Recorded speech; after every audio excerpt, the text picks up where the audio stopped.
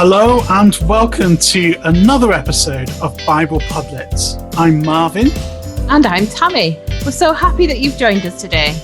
Bible Pudlets is a Bible study and discussion podcast for all ages, which works equally well at home or in children's groups at church. We encourage you to listen together and to pause the episode if you can, so that you're able to talk about some of the stories and questions that will come up.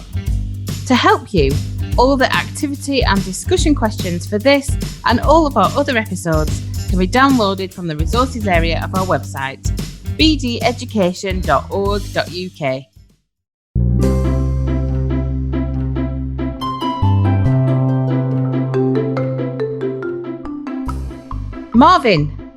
Marvin, are you concentrating? We're meant to be starting the podcast now. Welcome, ladies and gentlemen, to this fight for the crown of best party treat ever. Yes, that's right, it's cake versus ice cream in a match to decide which is the best treat to have at a party. Both competitors have now climbed into the party ring and we'll be ready to get this much anticipated battle of the treats underway. 2, 1, fight! And we are off. Now each of these treats need to start strongly to gain an advantage, so let's see what they do. Cake comes towards ice cream now. Oh, it squirted jam all over the ice cream. Cake came out of the corner and has covered the ice cream with sticky jam. Yes, it was a good opening move, but the jam doesn't seem to have had much effect on the ice cream so far. Ice cream is now looking to do a move of its own. Wow! It looks like ice cream is attempting to give Cake brain freeze. It's quite extraordinary, but Cake seems to have gotten away with it for now, as it's managed to evade much of the attack. Yes, only a small corner of Cake was affected, but we'll have to wait until it has thawed to see the full impact. Now Cake is retaliating by throwing a variety of toppings at ice cream at high speed. The toppings are hitting, but have just sunk into ice cream at the moment. Oh, look at this. Ice cream is retaliating with its own waffle cone ninja stars. Now these are doing damage to Cake. There are bits of icing and sponge being chipped away by the waffle cone. Cake is really struggling now and needs to pull something out of its hat to save this. Oh, and it looks like it is.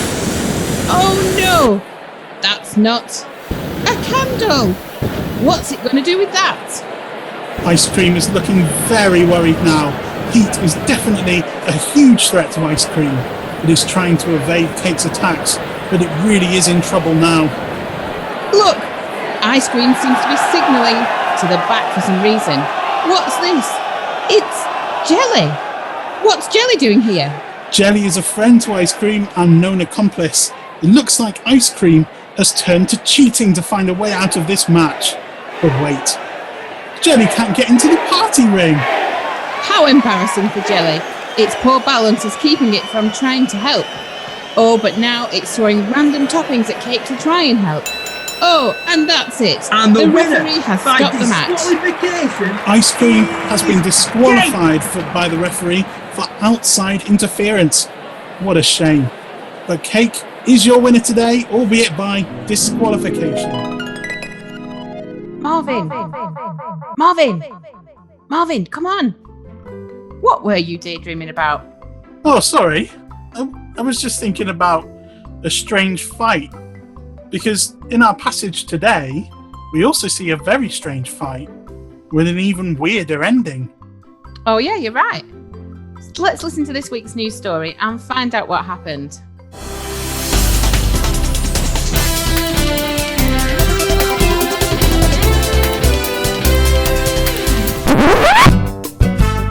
We interrupt this news broadcast for a special jazz cast.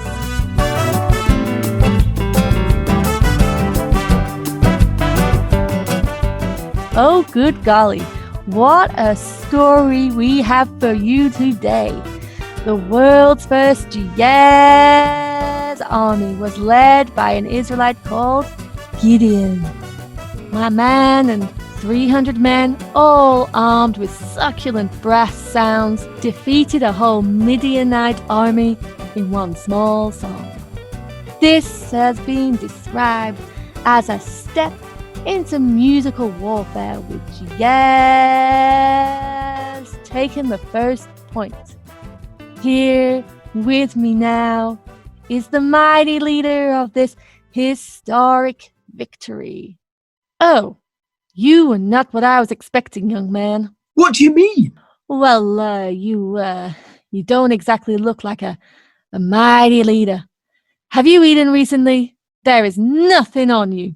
Well, I know what you mean. I wouldn't have picked me out to lead an army either. You were picked, boy? Who in their right mind did that? It was God. I was minding my own business and threshing some grain when he appeared to me through an angel and called me a mighty warrior. And I can tell you, I was just as surprised as you are now. He told me to gather an army to fight off Midian and that he would save our nation for them. I tried to tell him that I wasn't strong. I wasn't even the strongest in my family. But God was sure he had the right person. He helped to convince me by setting a rock on fire and burning up some bread and meat. I sent messages out to some other clans, and in total we gathered 82,000 soldiers. 82,000? Why did you fight with only 300? Well, God said we had too many people to fight with, so anyone who was scared could go home. 72,000 men went home, and I was left with 10,000. Oh, wow. That's hardly a drop in a bucket. Well, yeah, but God said we still had too many. Oh, my days. Then God told me to ask the men to drink from the spring near the area where we were camped. I divided the men up into two groups, those who knelt down on the ground to drink the water, and those who scooped it out of the spring and lapped it up like a dog. God said to keep the scoopers, and I was left with just 300.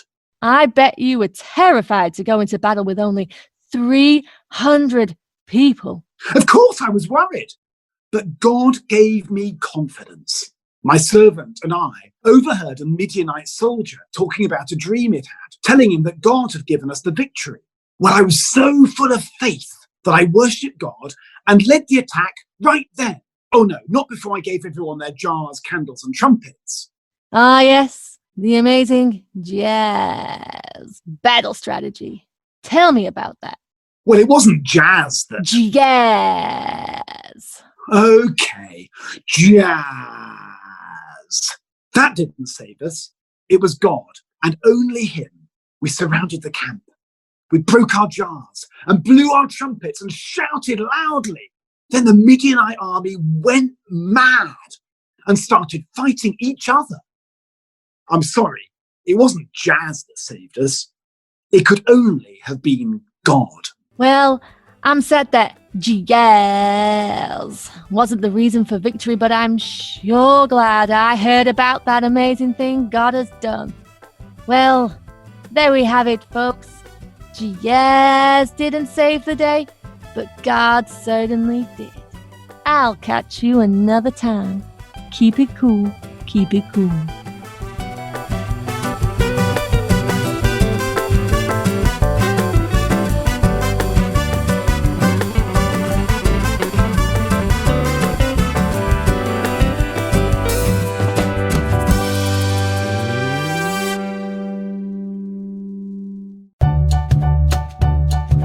Well, a bit of an unusual story there. We're going to talk together about what we've heard and ask some questions, and we'd encourage you to pause the podcast if you can and talk about your answers together. The story of Gideon starts with Israel in a very bad place. They had turned away from God, and the nation of Midian were attacking them all the time like bullies. Everyone was scared of the Midianites, so they prayed to God to help them. God answered them and sent an angel to recruit someone to lead an army. And that's where Gideon comes in. He was hiding in his family's wine press, separating wheat grains from the stalks, so that if the Midianites came, he would be safe. The angel appeared to Gideon and said, "The Lord is with you, mighty warrior." We've come to our first question for today. What was strange about what the angel said to Gideon? The question again. What was strange about what the angel said to Gideon? Please pause the podcast and talk about this together, and then press play when you're ready to carry on. What the angel said to Gideon was strange because Gideon was definitely not a warrior. First of all, he was cowardly, hiding in a wine press. Secondly, Gideon was the smallest and weakest person in his family. And on top of that, his tribe was the weakest tribe in all of Israel. But the angel said that the Lord was sending him to lead an army and that God would be with him. Gideon still wasn't convinced, and so asked God to give him a sign so that he would have courage and faith. So he went into the house and made some flatbread and cooked a goat. So he had meat and the broth, and he brought them before God. So we've come to our next question of the day. What did God do with the things that Gideon brought him? The question again, what did God do with the things that Gideon brought him? Please pause the podcast and talk about this together, and then press play when you're ready to carry on. The angel told Gideon to put the bread and meat on a rock and pour the broth over it. Then the angel pointed the bottom of his staff towards the pile, and fire came up from the rock and burnt all of the food. So Gideon believed and formed an army from many different tribes. They camped near the Midianite army by a spring of water. 82,000 men in total. Whilst they were camped, God told Gideon that he had too many people to fight the Midianite army. Here's our next question. Why did God say to Gideon that he had too many people? The question again. Why did God say to Gideon that he had too many people? Please pause the podcast and talk about this together. Then press play when you're ready to continue. If the Israelites kept all of their army, then they could say that they had saved themselves. So God wanted to show them that it was only by trusting in him that they could be saved. So God said to Gideon to allow anyone who was scared of fighting to go home. 72,000 men went home, leaving Gideon with an army of 10,000. But God said to Gideon that there were still too many people. So he suggested that the men should go to the spring and have a drink. God told him to divide up the men into those who knelt down to the water and drank, and those who scooped up the water with their hands to drink. God said to Gideon to send home all of the men that had knelt down to drink. After they had gone, Gideon was left with only 300 men to fight the Midianites. That night, God told Gideon to take his servant and go down to the Midianite camp to listen to what they were saying. We've arrived at our next question. What did Gideon and his servant hear? The question again. What did Gideon and his servant hear? Please pause the podcast and talk about this together. Then press play when you're ready to carry on. Gideon and his servant overheard two soldiers talking. One of them had had a dream, and he knew that it meant that God had given the Israelites victory over their army. Gideon was amazed and worshipped God. He was filled with faith and went back to his camp and woke everyone up, saying God had given them the victory and they were going to attack. But instead of giving his army swords and shields, Gideon gave them each a Yankee candle, other brands are available, and a party blower. He didn't give them Yankee candles and party blowers. He gave them glass jars with torches inside and trumpets. Oh, okay, my mistake. He divided the army into three, and they marched to the Midianite camp and surrounded it. On Gideon's signal, they smashed their candles and blew their blowers out loud. They weren't... never mind. When they did this, God caused the Midianite army to go crazy, and they started killing each other. The Israelites won the battle just as God said they would, and Israel went on to have peace for the next 40 years. Here is our last question for today. what can we learn from Gideon and the Israelite story?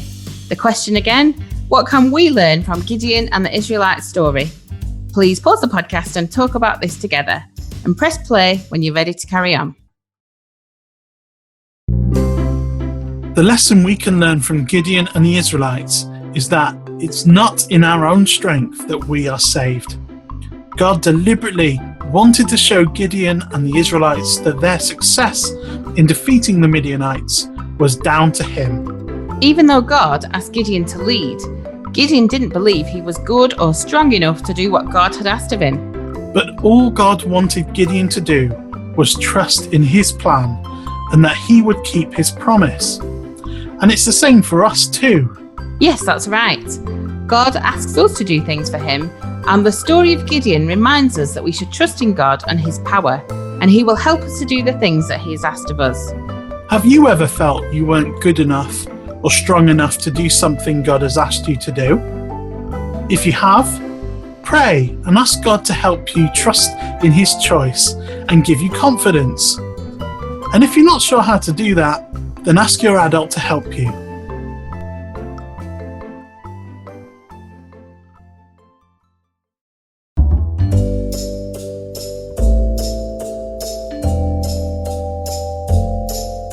Gideon must have been really good at numbers if he could count all the way up to 82,000, the number of men that he had first in his army.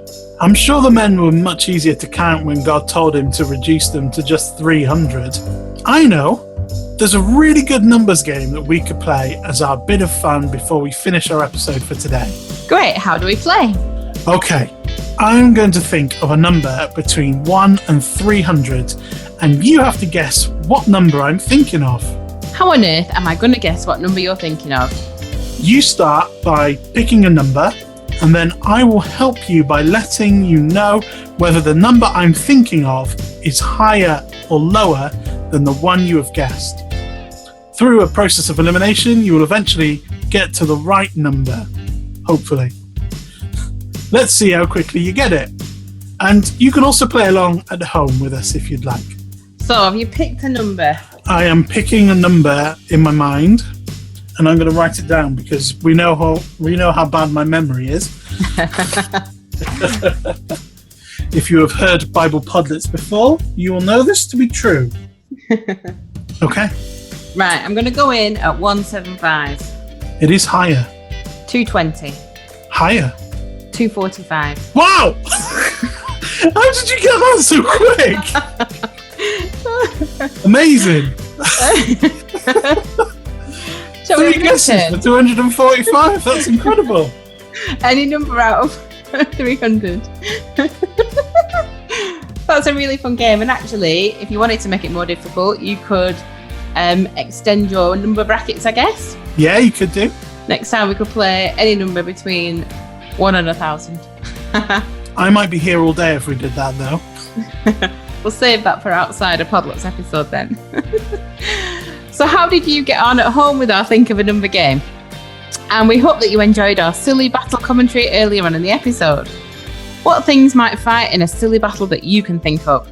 You can tell us via our social media accounts. We are on Facebook at BDBE Updates and on Twitter and Instagram at BDBOV. And you can find all of our previous episodes of Bible Podlets and free discussion notes for each of those to use in children's group at church on our website, bdeducation.org.uk. We're going to be taking a short break to put together more episodes of Bible Podlets, but we'll be back with another 5 unlikely heroes in a few weeks' time. So that's all from us for this episode, but we hope to see you again when we return. Bye! Thanks for listening to Bible Podlets. It was a Blackburn Diocese Board of Education production. It was written by David Harris and Sarah Earnshaw and produced by David Harris. It was voiced by Sarah Earnshaw, Lindsay Wright and David Harris, with additional voices by the Bishop of Burnley, Philip North. Bible Podlets is a free resource. For more resources, connect with us on social media, on Facebook at BDBE Updates, on Twitter at BDBOV, or on our website bdeducation.org.uk. All that jazz. Can we not do that instead? You gotta move your hips, you gotta blow your horn, and let the fire out with all that jazz.